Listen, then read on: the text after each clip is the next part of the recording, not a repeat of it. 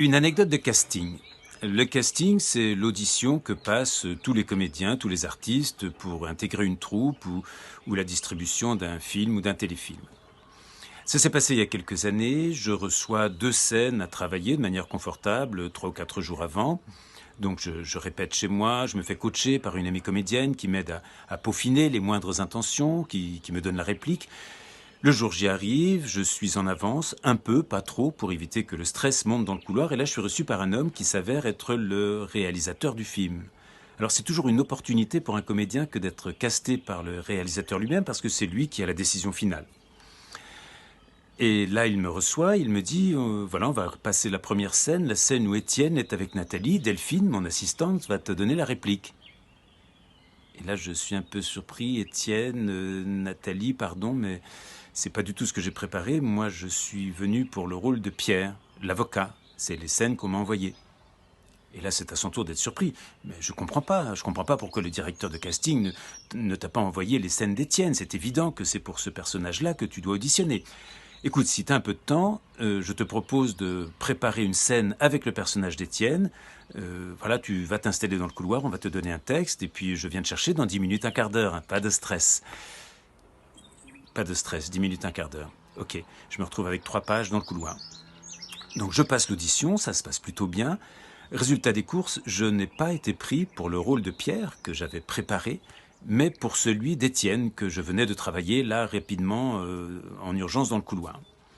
Alors inutile de vous dire que pendant ces 10 minutes dans le couloir, je suis passé par toutes les étapes du changement en accéléré. Le déni.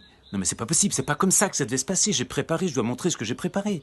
La colère. Monsieur directeur de casting, mais pourquoi est-ce qu'il ne m'a pas donné le bon personnage à travailler? Quel idiot! La tristesse, la frustration. Quel dommage. Je ne vais pas pouvoir montrer tout le travail que j'ai fait. Je ne vais pas pouvoir montrer toute la subtilité du comédien, toutes les intentions que j'ai pu mettre ici et là. Hein. Et puis la peur. La peur. Maintenant, cette audition va se résumer à ce que je suis capable de préparer là, tout de suite, maintenant, en urgence, dans le couloir. Alors la conclusion de cette anecdote, c'est tout d'abord que quand l'imprévu arrive, d'être capable de se faire confiance. J'ai 30 ans de métier, je peux m'appuyer sur cette expérience, je peux, a priori, préparer un personnage pour une audition, même dans des conditions dégradées comme celle-là.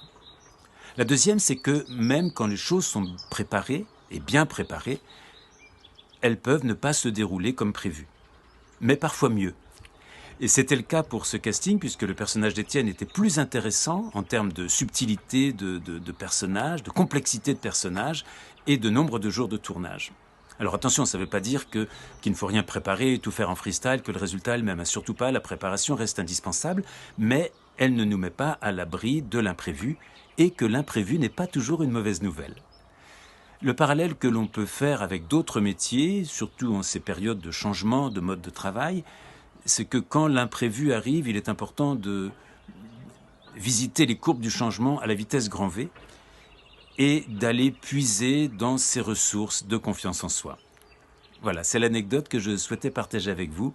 Prenez soin de vous et des autres.